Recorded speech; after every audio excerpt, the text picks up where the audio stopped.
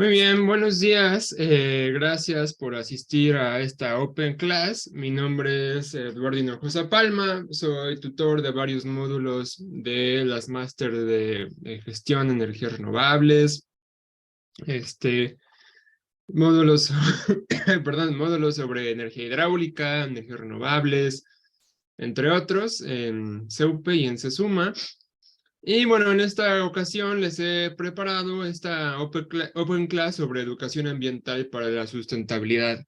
Dado que mucho de nuestro accionar como profesionales en medio ambiente, pues está relacionado de alguna u otra manera en llevar educación ambiental a la población en general, en nuestros diferentes países de residencia para que podamos lograr, ¿no? Entre todos, sociedad, gobierno y empresas, pues un desarrollo sustentable o sostenible, ¿no? A nivel global. Entonces, comenzamos con nuestra exposición. Primero me gustaría definir, ¿no? ¿Qué es el desarrollo sustentable o sostenible? De acuerdo al informe Brundtland, que fue generado precisamente por Gro Harlem Brundtland en 1987, pues es un proceso mediante el cual se satisfacen las necesidades económicas, sociales, de diversidad cultural y de un ambiente sano de la actual generación sin poner en riesgo la satisfacción de las mismas de generaciones futuras. En otras palabras, pues lo que el desarrollo sustentable busca, o al menos bajo esta definición, es que nosotros y nosotras que estamos viviendo ahora podamos tener nuestras necesidades básicas satisfechas y que eso no implique sacrificar que las futuras generaciones puedan tener sus necesidades básicas satisfechas. Esta definición, como les decía, pues surge de un informe que se llama el informe Brundtland, allá por los años 80, en donde pues las Naciones Unidas le encargan a la entonces primer ministro de Noruega, Gro Harlem Brundtland, pues conformar un equipo de estudio de científicos, científicas, pues que ayudaran a vislumbrar el futuro del planeta y la humanidad bajo pues los modelos económicos y políticos predominantes. Entonces, pues llegan a varias conclusiones y llegan a esta definición de desarrollo sustentable o sostenible, y que pues a partir de esta definición van a generarse muchísimas otras líneas de investigación y muchas otras corrientes de educación, entre ellas la educación ambiental. Y bueno, pues una de las principales, digamos, como máximes del desarrollo sustentable es que debe lograr el equilibrio entre el desarrollo ambiental, el desarrollo económico y el desarrollo social. Entonces, estas tres esferas o estos tres pilares serían lo que sostendría al desarrollo sustentable. Entonces, no podemos tener desarrollo sustentable si no hay un equilibrio entre estas tres. Lamentablemente, pues todavía a día de hoy,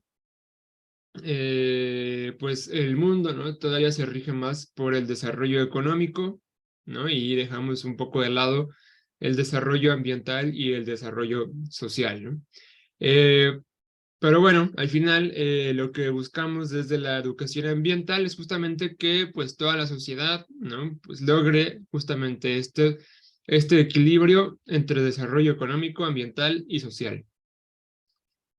Aquí me gustaría hacer énfasis en que justamente en el informe Brundtland nos indican una diferencia específica entre desarrollo y crecimiento. Entonces, también desde el desarrollo sustentable, pues no es lo mismo crecimiento que desarrollo. Entonces, generalmente los países lo que buscan y el discurso predominante político es crecimiento, ¿no? Crecimiento económico, crecimiento de inversiones y crecimiento en muchas otras esferas de un país, ¿no? No obstante, el desarrollo sustentable pues nos dice que no necesariamente el crecimiento es sinónimo de desarrollo. Entonces, bajo esta óptica, bajo este enfoque, pues desarrollo va a estar más enfocado en alcanzar las necesidades básicas de pues, de las personas. Y que eso no necesariamente implique un crecimiento infinito de, pues, de consumo o de economía, etcétera. Una vez esclarecido esto, ¿no? Lo que es el desarrollo sustentable, pues ya podemos entrar a la historia, ¿no? De la educación ambiental y cuáles son los objetivos de la educación ambiental para lograr la sustentabilidad. Entonces, pues todo empieza en el año de 1968 con el Club de Roma. El Club de Roma fue pues una especie de reunión, ¿no? O congregación de ciertos políticos, empresarios y científicos y científicas que empezaban a observar las problemáticas ambientales derivadas de un modelo económico expansionista e industrial, ¿no? Entonces, pues aquí se discute, ¿no? Primero, la explosión demográfica, la macrocontaminación, uso incontrolado de energía, desequilibrio económico, crisis de valores y de política, ¿no? Entonces, ya desde 1968 ya se reconocían estas problemáticas relacionadas principalmente con un modelo, pues, lineal y de crecimiento infinito desde la economía, ¿no? Entonces, bueno, aquí en el Club de Roma se preguntaban, ¿no? ¿Qué iba a pasar cuando pues, ya fuéramos tantas personas en el mundo que ya no habría recursos suficientes para abastecernos a todos? Por cierto, ya hace una semana superamos los 8.000 millones de personas a nivel global, ¿no? Y pues, no obstante, tenemos que proveerles de una buena calidad de vida a todos y a todas sin seguir degradando más los recursos naturales, ¿no? Y bueno, también discuten, ¿no? Que la educación es inadecuada y se necesita una concientización o una concienciación, es sinónimo, de la opinión pública acerca de la peligrosidad de la situación. Entonces ya desde entonces, desde 1968 en el Club de Roma, empiezan a entender que la educación es fundamental para transformar el modo en que las personas se relacionan con el medio ambiente y la naturaleza y que, pues, desafortunadamente, la educación es inadecuada, ¿no? Y estamos hablando de 1968 y todavía a la fecha, pues sigue siendo una educación todavía bastante deficiente en ese aspecto de pues, la educación ambiental. Avanzamos en nuestra línea del tiempo y bueno, para esa misma década, también del Club de Roma, pues nacen dos publicaciones. La primera se llama Los límites al crecimiento o The Limits to Growth, que bueno, justamente cuatro autores que participaron en el Club de Roma, pues proponen que la Tierra, ¿no? La Tierra como planeta y como sistema tiene límites a pues, el crecimiento demográfico y económico, ¿no? Entonces, desde aquí ya proponen que no puede haber un crecimiento indefinido de la economía y de la población dentro de un planeta con límites físicos pues reales, ¿no? Entonces, ya desde aquí hacen este llamado de atención. Y bueno, uno de los autores, Jorgen Randers, también publica después una especie de pronóstico, ¿no? A 2052 de cómo estaría el sistema terrestre, pues 40 años adelante a partir del Club de Roma, ¿no? Entonces le llama 2052. Y bueno, pues justamente muchas de las predicciones que hace basado en modelos climáticos y científicos, pues sí han ocurrido, ¿no? Entonces este libro o esta publicación podría decirse que fue como una especie de profecía de la degradación ambiental que iba a ocurrir si continuábamos con los mismos modelos de crecimiento demográfico y económico. Si avanzamos a 1972, tenemos la Conferencia de Estocolmo, que es cuando se crea el Programa de las Naciones Unidas para el Medio Ambiente, o el PNUMA, y que, bueno, el PNUMA va a servir para promover las políticas sobre la problemática ambiental que se estaba y se está dando a nivel global, ¿no? Entonces, fue en este año en donde ya los países, miembros de las Naciones Unidas, deciden crear el PNUMA y pues se va a encargar de hacer recomendaciones, de investigar, de observar lo que está sucediendo con el sistema planetario, con la población, y, y pues ver cómo podemos hacer que bueno, que la sociedad pueda vivir bien dentro de un planeta con recursos limitados, ¿no? Y bueno, desde el PNUMA se hace un llamado a establecer internacionalmente un programa de educación ambiental con un enfoque interdisciplinario escolar y extraescolar. Aquí me gustaría hacer énfasis, ¿no? Primero, bueno, este enfoque interdisciplinario, ¿no? ¿Qué quiere decir interdisciplinario? Pues que la educación ambiental no puede venir solamente de biólogos, biólogas, no sé, geólogas, sino que debe haber toda una integración diversa de disciplinas y de equipos que realmente fortalezcan la educación ambiental, ¿no? Que se le da a la población, ¿no? Entonces, pues van desde, pues sí, obviamente profesionales en medio ambiente, pero también pasando por políticos, políticas, economistas, arquitectos, arquitectas, todo lo que pueda sumar a la educación ambiental debe ser sumado, ¿no? Y bueno, también, pues desde ambientes escolares y extraescolares, ¿no? ¿Qué quiere decir? Pues sí, desde instituciones de educación formal, ¿no? O sea, universidades, escuelas adscritas a los sistemas de educación de cada país, pero también se debe de dar desde ambientes no escolarizados, ¿no? Entonces, talleres, programas públicos, etcétera, ¿no? Entonces, la educación ambiental tiene que permear a toda la vida de las personas desde dentro y fuera de instituciones educativas formales. Seguimos avanzando en nuestra línea del tiempo y llegamos al año de 1975, que aquí va a ser como un punto de inflexión para la educación ambiental porque se publica la Carta de Belgrado, que la Carta de Belgrado va a ser como una especie de mandamientos, ¿no? Así como los 10 mandamientos, pero va a ser sobre la educación ambiental, ¿no? Entonces, se establecen las directrices básicas, objetivos y metas de la educación ambiental con miras a alcanzar una mejor calidad de vida. Y también confluyen los seres humanos. Bueno, desde la carta se menciona que confluyen los seres humanos, lo ecológico, lo económico, lo tecnológico, lo social, legislativo, cultural y estético, ¿no? Entonces, justamente regresamos a esta parte de la interdisciplina y la complejidad, ¿no? Entonces, ya desde este año de 1975, en la Carta de Belgrado, pues se entendía que la educación ambiental no podía estar segmentada, ¿no? O encasillada, sino que tenía que tener un enfoque complejo, ¿no? Interdisciplinar y que pues los seres humanos, la sociedad, pues estamos en contacto inevitablemente con lo ecológico, lo económico, lo tecnológico, lo social, lo legislativo, cultural y estético, y que por lo mismo la educación ambiental debe de poder abordar todo esto de manera integral.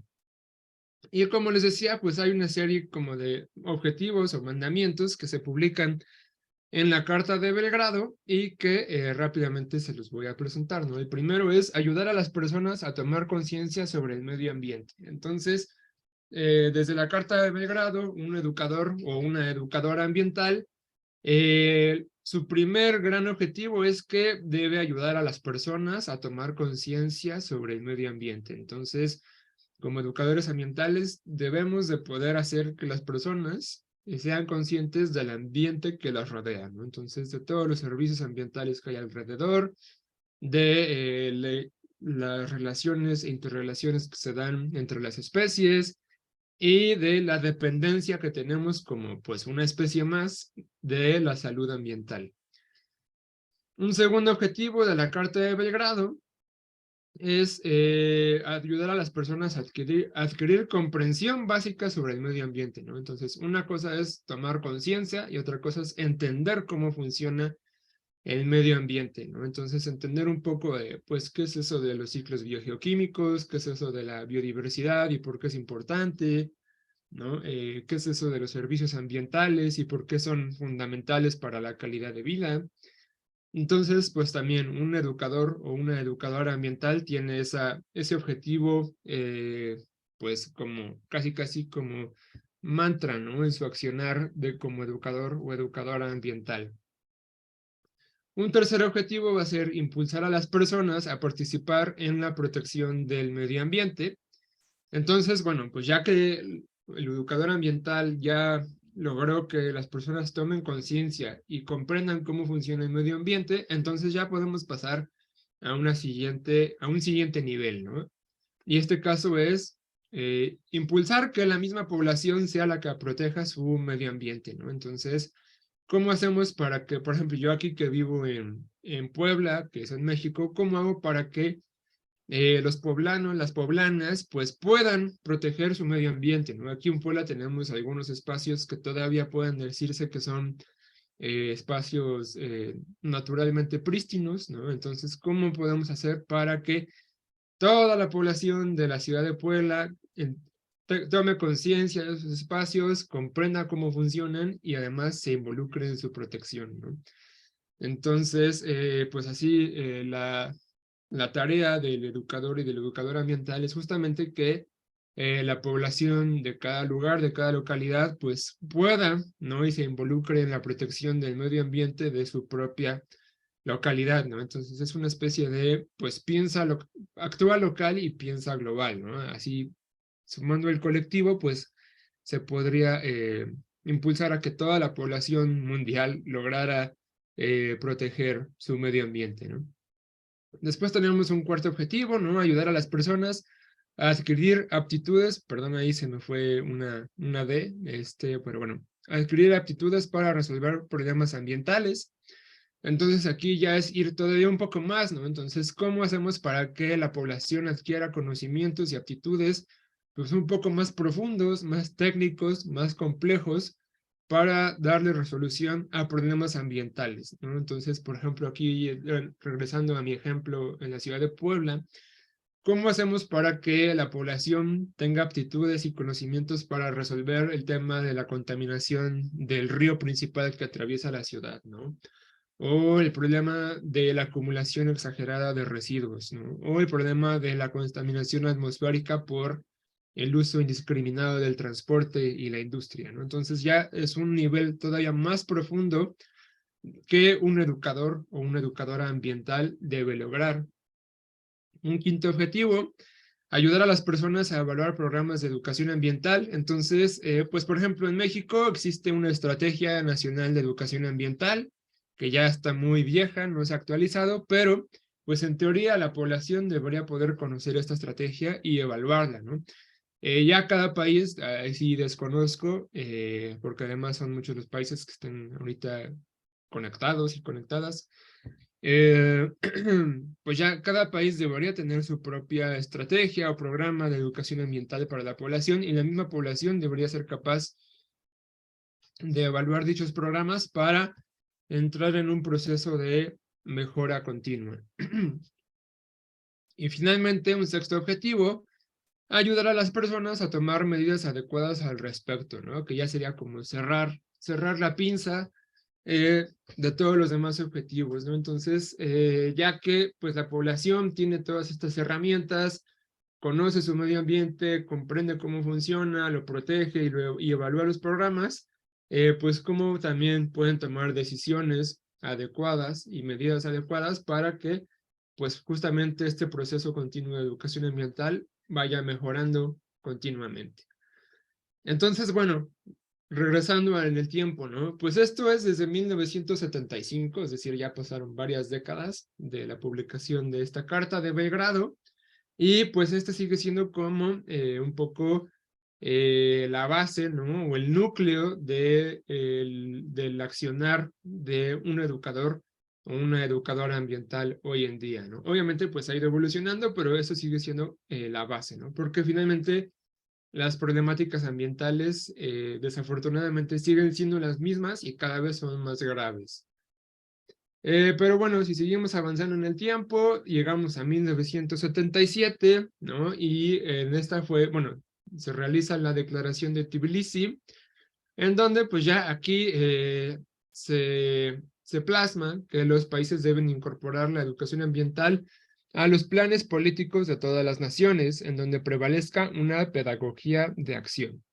Entonces, bueno, pues en teoría, ¿no? No sé en la práctica, no conozco todos los casos, pero en teoría, pues ya aquí los países se comprometen a que dentro de sus planes de desarrollo, ¿no? O planes nacionales de desarrollo y sus políticas públicas siempre tengan una línea de educación ambiental, ¿no? Entonces, pues al final todo depende de la salud del medio ambiente, ¿no? Y de los recursos naturales, entonces pues toda acción y diseño político debería tener implícita el accionar de la educación ambiental, ¿no? Como les decía, aquí en México pues existe una estrategia nacional de educación ambiental que se publicó en 2006 y que pues desde entonces no se ha actualizado ni ninguna administración la ha revisado, pero bueno, existe, ¿no?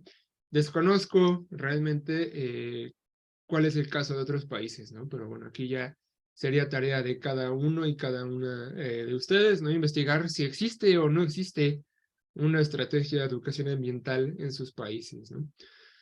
Y bueno, también en esta declaración de Tbilisi, pues nos mencionan que hay que utilizar la educación ambiental como el medio para preparar al individuo en la comprensión de los principales problemas mundiales, ¿no? Entonces es un poco heredado de la Carta de Belgrado, lo que se dice en la declaración de Tbilisi, ¿no? Entonces, y ahora, bueno, con las herramientas que tenemos de acceso a la información, pues literalmente información global, pues cómo hacemos para que la población pueda entender qué está pasando en otros lugares del mundo, además de en su localidad, y actuar con respecto a eso, ¿no? Siempre con un enfoque de desarrollo sustentable, ¿no? Que, bueno, ya vimos, el desarrollo sustentable es este equilibrio entre lo social, económico y lo ambiental.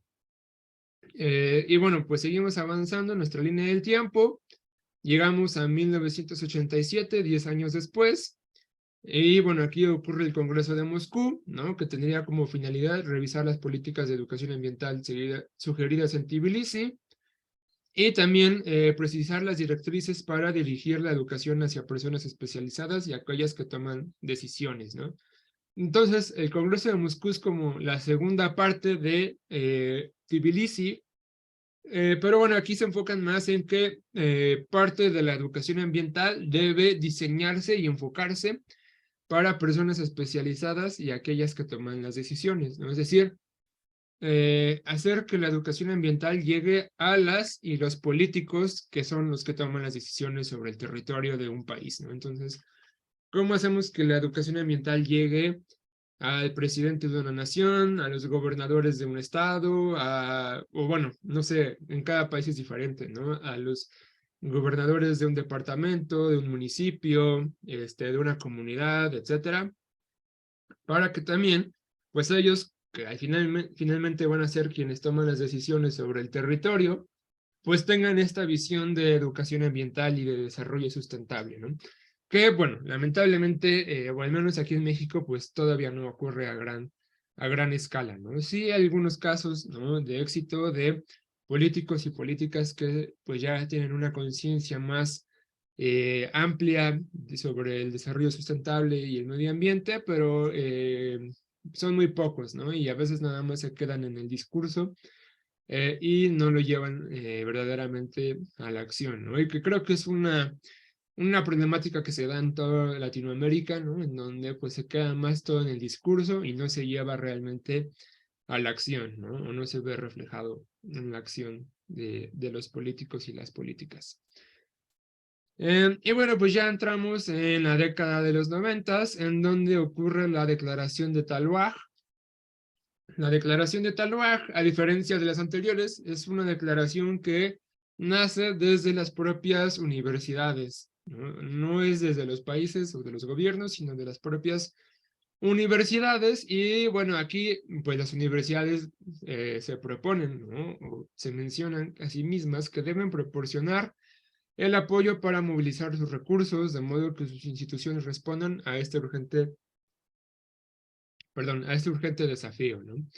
Y también, bueno, la necesidad de incentivar a todas las universidades a la educación, investigación, intercambio de información para alcanzar un futuro sustentable. Entonces, bueno, pues justamente para quienes estamos aquí hoy, ¿no? conectados gracias a CEUP y a CESUMA, pues bueno, este sería un ejemplo de que efectivamente ya hay universidades que justamente ya están abogando y abordando estas problemáticas ambientales y pues generando profesionales y profesionistas que busquen solucionar esas problemáticas socioambientales desde sus diferentes campos de acción, ¿no?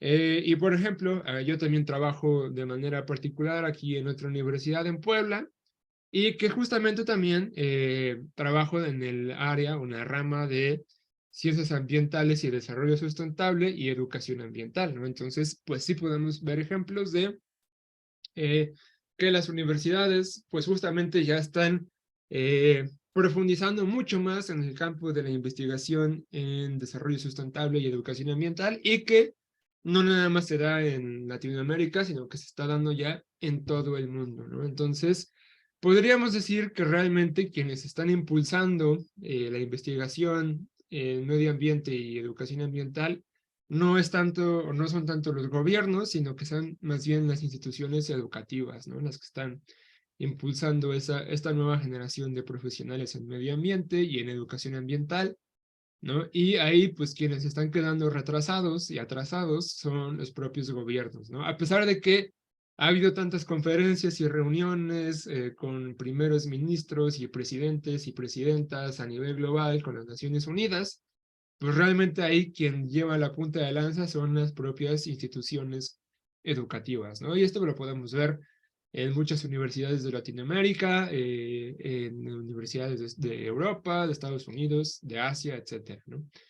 Entonces, pues, de alguna u otra manera, pues es más bien gracias a las universidades e instituciones educativas de educación superior que realmente la educación ambiental está teniendo un impulso bastante grande, pues justamente en las últimas 2 a 3 décadas.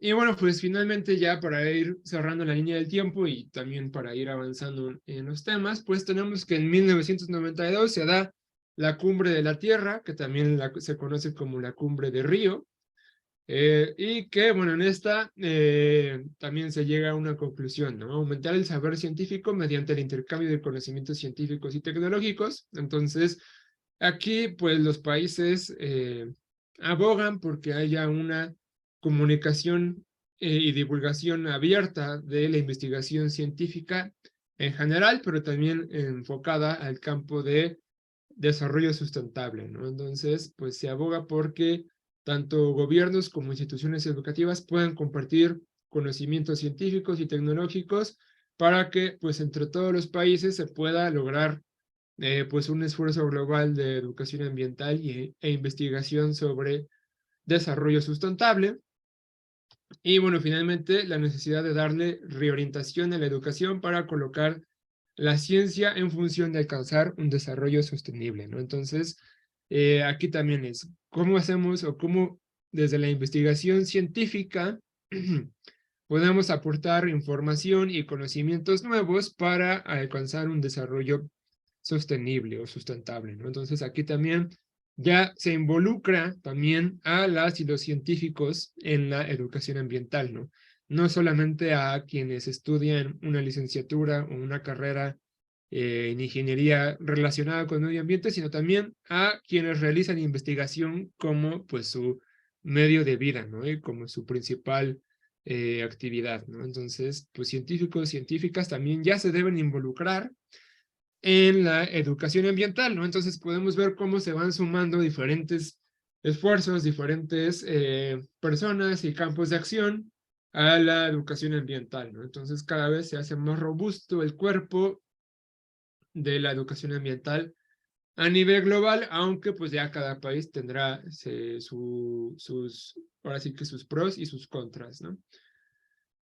Y bueno, ya finalmente en 1997 ocurre la Declaración de Salónica, ¿no? Y en esta, pues, ¿qué menciona, no? Que debe haber una reorientación de la educación en el sentido de la sostenibilidad, que concierne a todos los niveles de la educación formal, no formal e informal, ¿no?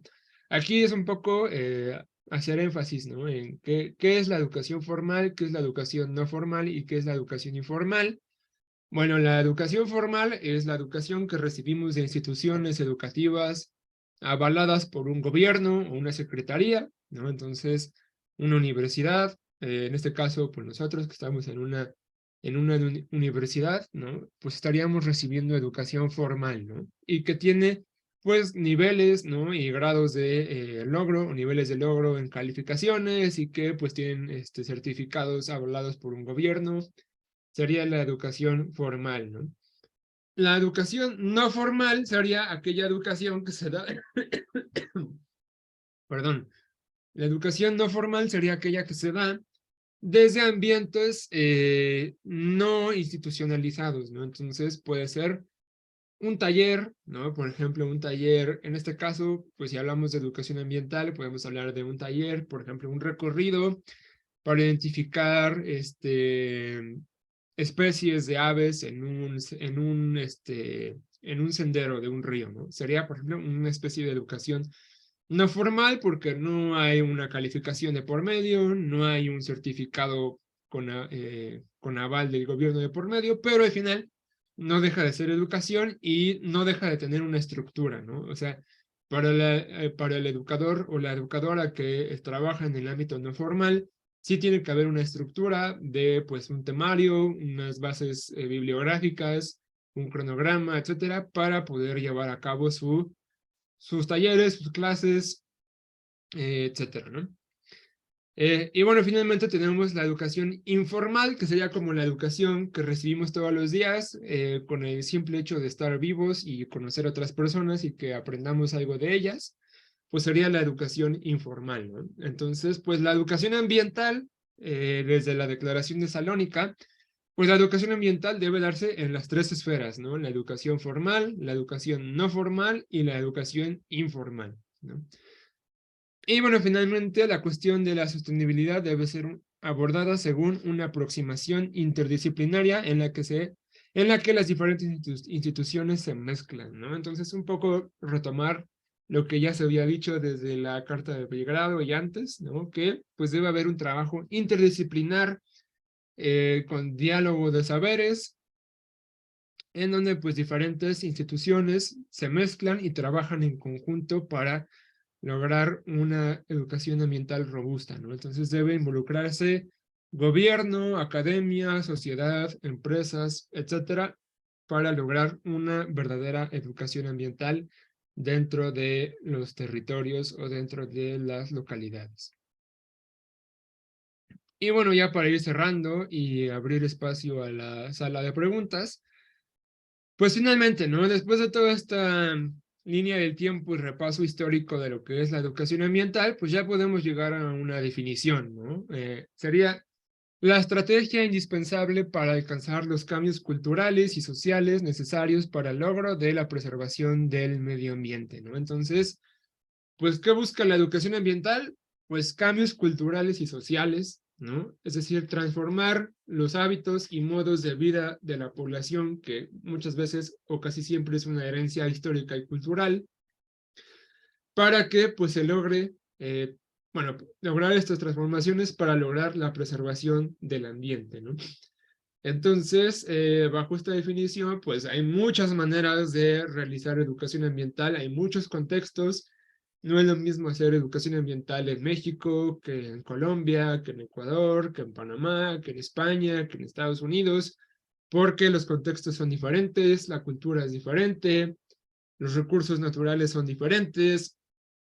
Entonces, aquí, pues el educador o la educadora ambiental debe estudiar y entender bien en qué contexto está para llevar, pues, educación ambiental realmente diseñada al contexto en el que va a trabajar, ¿no? Si, por ejemplo, ahorita me pidieran eh, realizar un taller de educación ambiental sobre agua en Colombia, pues no realmente no podría hacerlo porque yo no conozco el contexto de Colombia, ni cuáles son sus cuerpos de agua, ni cuál es la calidad o los impactos que tienen los cuerpos de agua en Colombia, ¿no? Pero sí podría hacerlo, por ejemplo, en mi estado, ¿no? En mi ciudad, que es Puebla, donde sí conozco el contexto, conozco la cultura de la gente, etcétera, ¿no? Entonces, pues sí, esa es una tarea indispensable que tiene el educador y la educadora ambiental. Y bueno, finalmente, pues hacer énfasis en dos líneas, ¿no? Que la educación ambiental puede enfocarse a la sustentabilidad fuerte o a la sustentabilidad débil, ¿no?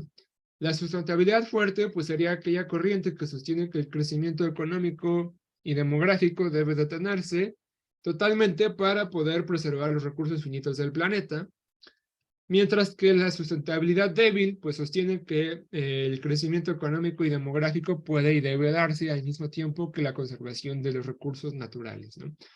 Entonces, pues aquí, ahora sí que depende del enfoque al que con el que uno se identifique más, ¿no? Si uno aboga por la sustentabilidad fuerte, pues su educación ambiental va a ser más bien desde la sustentabilidad fuerte. Y si uno aboga más por la sustentabilidad débil, pues también la educación ambiental que ofrezca va a estar más inclinada hacia la sustentabilidad débil, ¿no? Que no quiere decir que una sea mejor que otra, sino que son diferentes maneras de aproximarse a la misma problemática, ¿no? Y que en general hoy en día, pues lo que se observa y lo que ocurre es que el mundo está abogando por una sustentabilidad débil, ¿no? Aquí pues tiene, o sea, la palabra le da un peso a la definición de cada una, pero en realidad pues son diferentes corrientes, ¿no? Débil o fuerte, no quiere decir que una sea mejor que la otra, simplemente es diferente manera de aproximarse. Y pues generalmente la tarea del educador ambiental en general ocurre desde la sustentabilidad débil, ¿no? Y esto pues ya me lleva a cerrar y a concluir en que pues esto nos lleva a también a generar dos aproximaciones al medio ambiente, ¿no?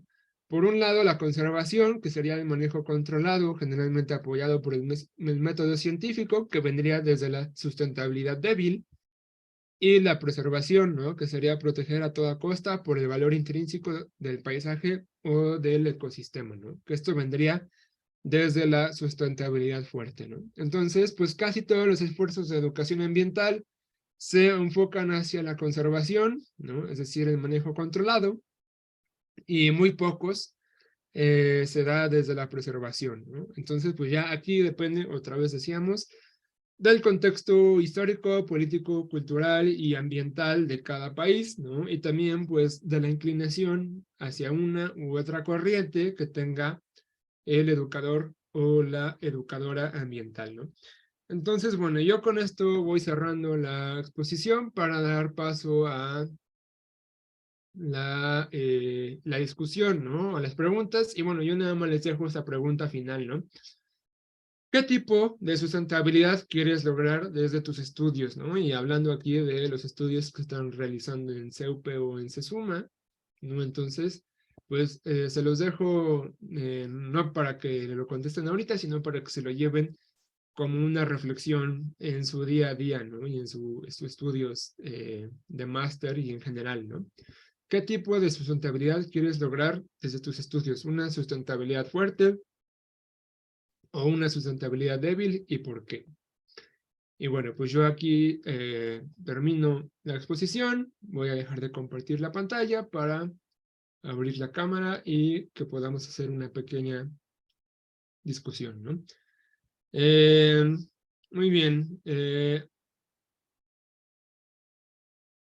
Ok, buena tarde, buen día, de saludos a todos desde México, Colombia, Ecuador. El protocolo de Kioto no viene a ser parte de la educación ambiental, además de ser un compromiso desde los gobiernos que lo adoptan, ¿no?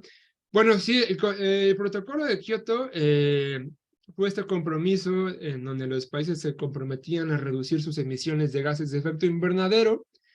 El protocolo de Kioto ya quedó, digamos, como sobrescrito por el Acuerdo de París, ¿no? El Acuerdo de París se firma en 2015 y el de Kioto ya queda, digamos, como eliminado.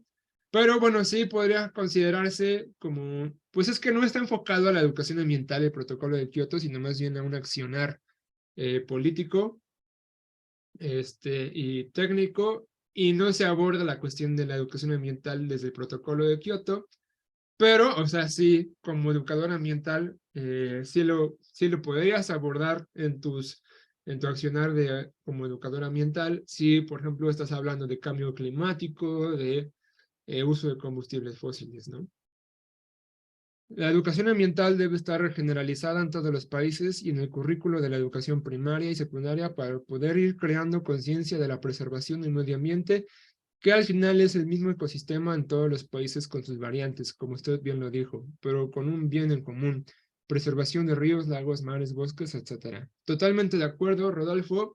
En México todavía hay un gran atraso en incluir la educación ambiental en los planes de estudio desde la Secretaría de Educación Pública, ¿no? Entonces, pues sí, por ejemplo, a nivel primaria y secundaria existen las materias de ciencias naturales, ¿no? Y un poco de física y química, en donde se aborda muy por encima el tema de medio ambiente y servicios ambientales y biodiversidad y ecosistemas, ¿no? Pero sí, definitivamente es un reto que todavía existe en México y no sé si en otros países, el de incluir educación ambiental en los planes de estudio de todos los niveles educativos, ¿no? En México, la educación ambiental ya así bien establecida, pues se da lamentablemente a partir de la universidad, ¿no? O licenciatura en adelante, pero sí definitivamente debe incluirse eh, desde muchísimo antes, ¿no? Desde primaria, ¿no? Yo tengo el caso de unos alumnos justamente de la universidad en la que trabajo aquí, en Puebla, que han llevado talleres de educación ambiental a primarias y pues justamente son los niños y las niñas los que más comprenden, ¿no? La problemática, ¿no? Eh, y es más difícil hacer que personas adultas comprendan la problemática, ¿no? Entonces, si podemos actuar desde que las personas son, pues, chiquitas, ¿no? Niños y niñas, creo que sí se podría lograr un gran avance en ese aspecto. No sé si, ¿cuál es la recomendación que haces para incentivar a las empresas para incorporar la educación ambiental en sus planes de formación o capacitación desde Venezuela? Bueno, pues para las empresas, yo lo abordaría, por ejemplo, desde pues poder adquirir una certificación, ¿no? Como la ISO 14000 o la ISO 9000, ¿no? Entonces, eh, generalmente las empresas les incentiva a tener una certificación internacional, ¿no? Y justamente la ISO 14000, que es más bien enfocada al impacto ambiental, pero pues desde ahí podemos como invitar a las empresas, ¿no? A tener una especie de departamento o de línea enfocada a la educación ambiental. Eso es lo que yo podría recomendar, ¿no? Desde mi experiencia. Buenas tardes desde Santo Domingo. Estoy de acuerdo con Rodolfo, también lo necesitamos aquí. Ah, muy bien. Ok, gracias, Carmen. Saludos. Santo Domingo, me parece que es República Dominicana. No sé si estoy equivocado. Por favor, corrígeme si estoy equivocado. Buenas tardes desde Argentina. Aquí desde el jardín ya se incorpora el cuidado de la naturaleza y el reciclado de plástico y cartón mayormente. Ah, pues perfecto, ¿no? O sea, ahí deberíamos aprender todos de Argentina. Me imagino que jardín te refieres con Garden, que aquí en México se conoce como maternal. Pero bueno, sí, qué bueno, ¿no? Porque los niños y las niñas son los que aprenden mucho más rápido y son los que llevan a sus casas justamente ese nuevo conocimiento y esos nuevos hábitos, ¿no? Eh, Genial enfoque, gracias. Gracias, Débora. Rodolfo escribe: esperamos con ansia los resultados de la nueva cumbre pautada por Colombia sobre cambio climático y en espera de la unión del nuevo presidente de Brasil. Esperemos haya un buen incentivo de las generaciones de relevo. Ah, muy bien. No sé si podrías compartirnos rápidamente si es la cumbre de la ONU sobre cambio climático o va a ser una cumbre de Latinoamérica en Colombia. Sé que ahorita está la cumbre en Egipto, la COP27, pero no sé si estamos hablando de lo mismo. Si podrías clarificarnos aquí en el chat rápidamente a qué cumbre te refieres. Vanessa, sí, maternal, y República Dominicana. Ah, muy bien. La de Latinoamérica. Ah, muy bien, ok. Pues sí, ojalá, ¿no? Ahorita ya entró otra vez Lula da Silva en Brasil, ¿no? Con este enfoque también más progresista, ¿no?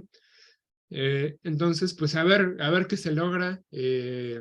en esta cumbre sobre cambio climático en Latinoamérica. Creo que todavía falta muchísimo, sobre todo bueno, decisiones más audaces, ¿no? Sobre el cambio climático. Ahorita pasó la COP27 en Egipto y pues realmente no creo que se logre nada nuevo, ¿no?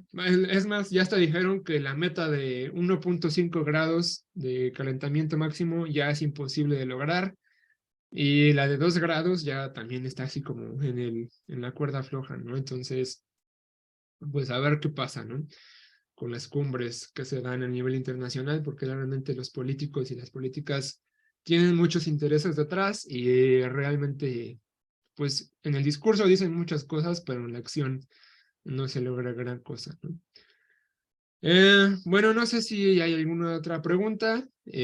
Muchas gracias a todos los que se conectaron, a todas las que se conectaron. Veo que sí se logró un quórum bastante interesante.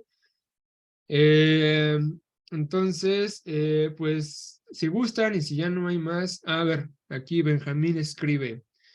Uno de problema que tenemos en el Choco, Colombia, es la minería indiscriminada y sin control por la que, ay, se me movió, por la serie de manejadas por foráneos que se apoyan de grupos al margen de la ley. Y esto está combinado, y esto está combinado, estupefacientes y rutas establecen contaminación y control hídrico. Este es uno de los grandes problemas ambiental que impide cualquier práctica ambiental. Bueno, aquí perdón, en México tenemos el mismo problema con las mineras, ¿no? El 80% de las empresas mineras en nuestro territorio son canadienses y pues igual, o sea, lo hacen a través de grupos de choque, de arreglos por debajo del agua con los gobiernos, ¿no? Y siempre es el mismo discurso, ¿no? Prometen un desarrollo para las poblaciones en las que se van a asentar y al final justamente esas poblaciones terminan pues con unas condiciones ambientales deplorables, ¿no? Agua contaminada, suelo degradado, y más pobreza de la que tenían, ¿no? Entonces, pues sí, el problema de la minería creo que se da en toda Latinoamérica y generalmente en todo el sur, ¿no? Del mundo. Y pues necesitamos personas que entiendan lo que sucede para hacer frente a ese problema, ¿no? Y creo que la educación ambiental podría aportar bastante en ese aspecto si hacemos que la gente entienda toda la problemática que hay detrás por la minería, ¿no? Sobre todo la minería mal regulada, ¿no? Muy bien, pues gracias entonces a todos y a todas por conectarse hoy. Gracias, Débora, gracias, María Luisa. Y bueno, pues si gustan las diapositivas o si gustan bibliografía en el tema, me pueden escribir a mi correo, se los dejo aquí en el chat, es eduardo.hinojosa.tutor@ceupe.es. También les dejo mi otro correo por si el primero les rebota. 71 11 99 arroba, ay, arroba iberopuebla.mx. Entonces, esos son mis correos, ¿no? Y bueno, pues por si gustan las diapositivas o más bibliografía, pues ahí pueden escribirme. Débora, gracias por la clase. Ah, muy bien, ¿no? Con mucho gusto y bueno, ojalá podamos encontrarnos en próximas Open Class y Masterclass y también por correo. Saludos a todos y a todas a diferentes rincones de Latinoamérica y el mundo. Que la pasen muy bien. Hasta luego.